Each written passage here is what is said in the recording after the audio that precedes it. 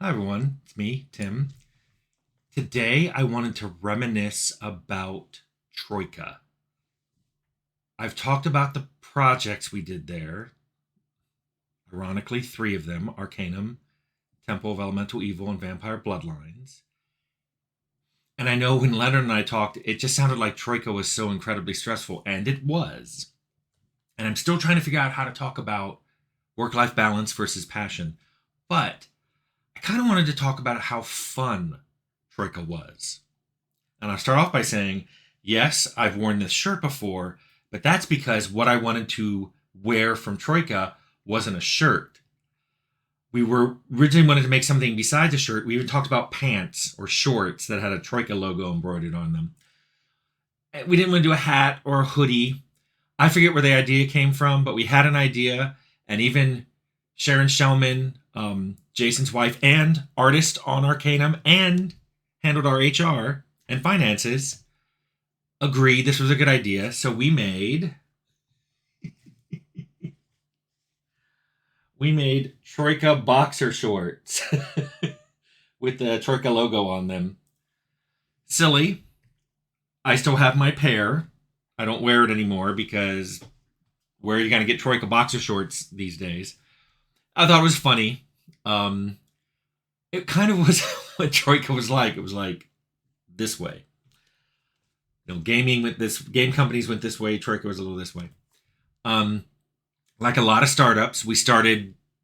We didn't intend to start. After we left, we had actually looked for jobs other places. We finally started our own company. We worked out of our homes while we shopped around our design doc. And even after Sierra, we signed a contract. It had a 90-day. We had to deliver a demo after 90 days, and they could cut it off at that point. So we still worked out of our homes. We finally found a place um, through one of the guys we wanted to hire, Mark Harrison. His cousin did business property real estate, buying and renting, and through him we found a place. Some company had a office with a big warehouse behind it. There's like a bunch of offices, and then there were two doors that opened back into a warehouse.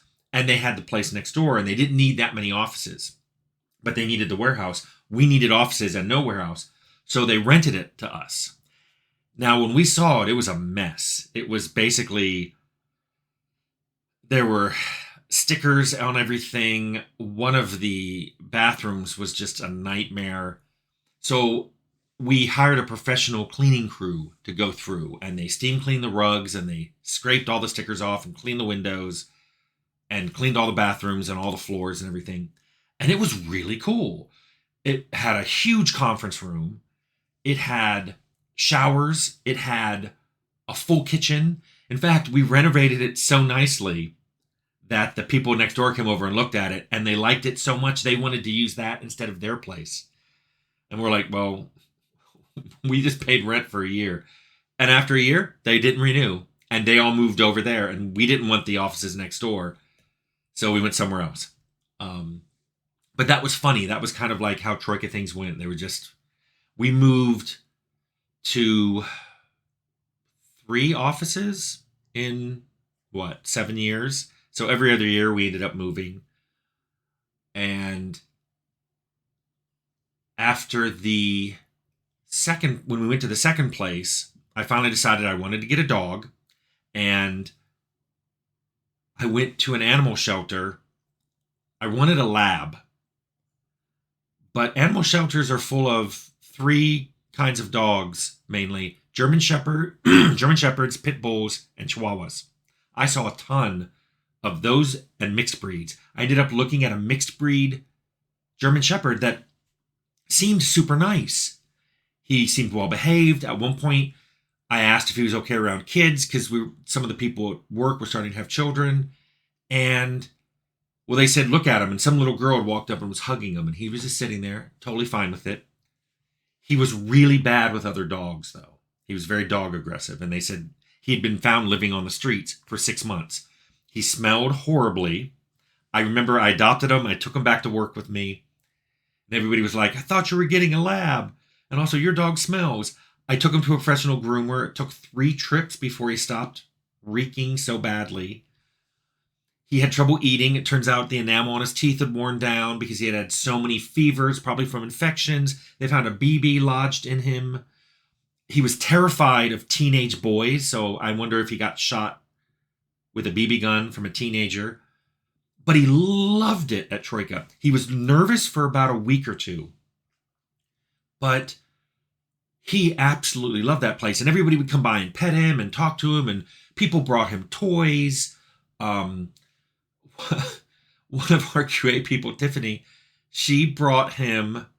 One day I came back to my office and she was rubbing Evelyn and Crabtree cucumber lotion on the dog's paws. And I'm like, well, what are you doing? I mean, this was a dog that was living on the street a few months ago. And she goes, well, his paws are so rough. And he was just sitting there like, this is nice.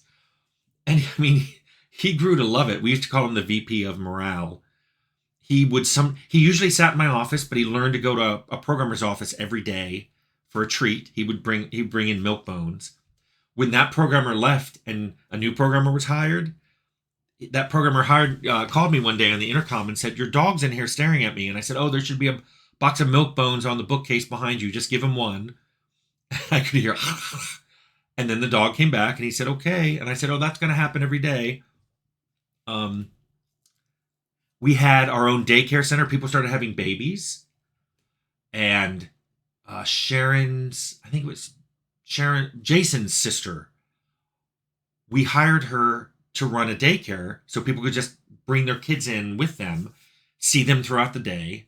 And it's because the second place we hired had a small warehouse area in the back, but we weren't going to use it. So we just decorated it all out. We put padding everywhere, kids' toys, play things, and the kids just were in there. And it was great.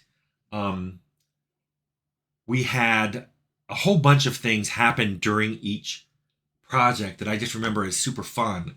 Like in Arcanum, we went to an old bookstore, several of us, to try to find inspiration for Arcanum. And the 2 coolest finds we found a yearbook,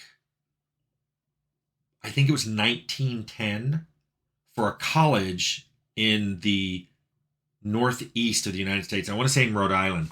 I thought I had it. It's not in my bookcases here. It must be still packed away. These people should have been 20, very early 20s at the latest, because it was a college yearbook. They looked 40 if they were a day. Lots of layered clothing, like sunken cheeks and eyes. These people had been through some stuff.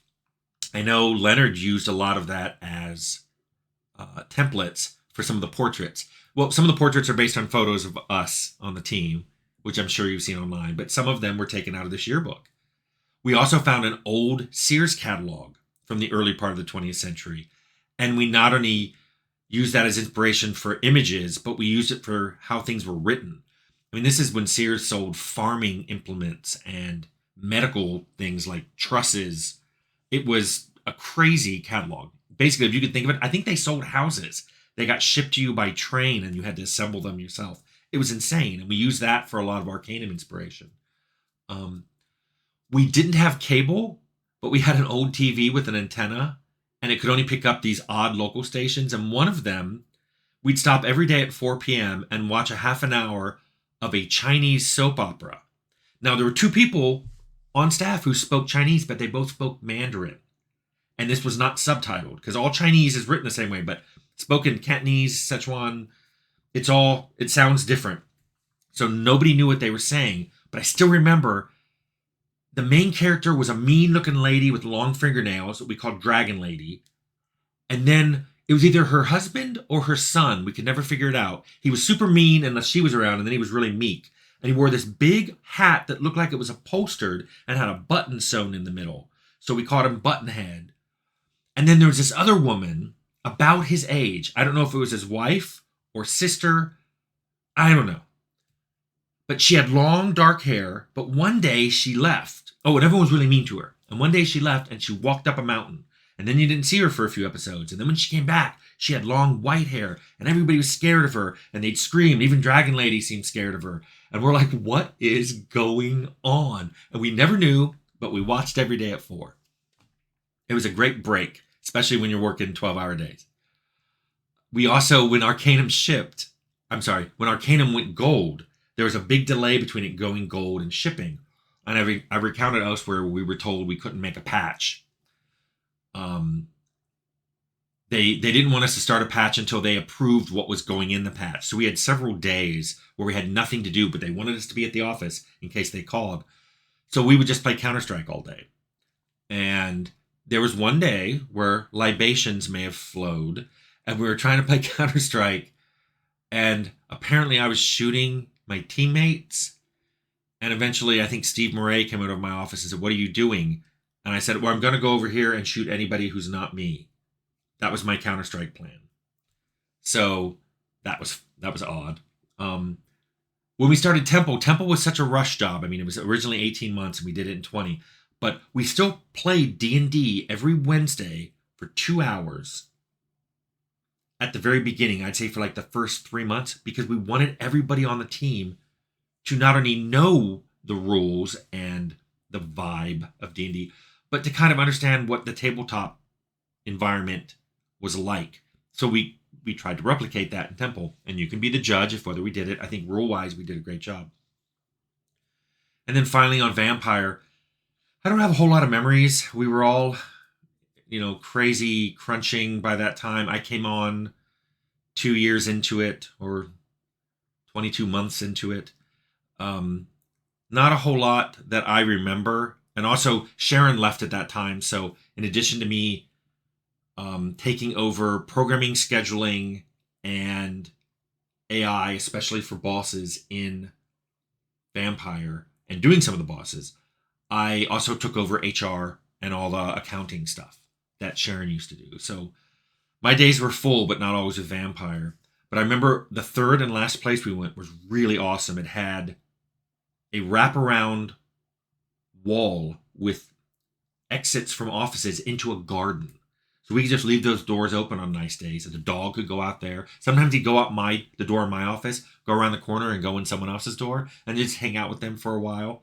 We also had a huge patio back there with a grill. So some nights we just go, hey, if people want to stay, we're going to grill out burgers and dogs. And I think we did other things on that grill. And we just basically say, we're going to have dinner here tonight if anybody wants to stay.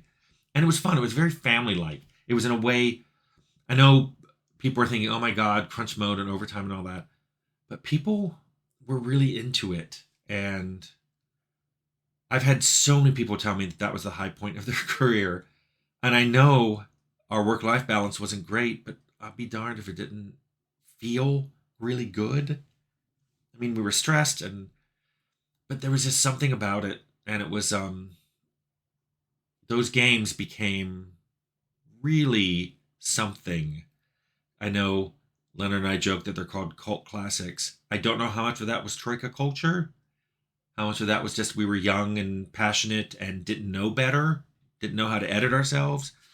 But I just kind of wanted to point out that for all the stress and craziness, Troika was really fun. And I'm not just talking boxer short fun. I'm talking we had a good time. Yes, we worked hard, but it was a really fun time in my career and my life. So I hope you like that glimpse into the brief 7-year lifespan of Troika games.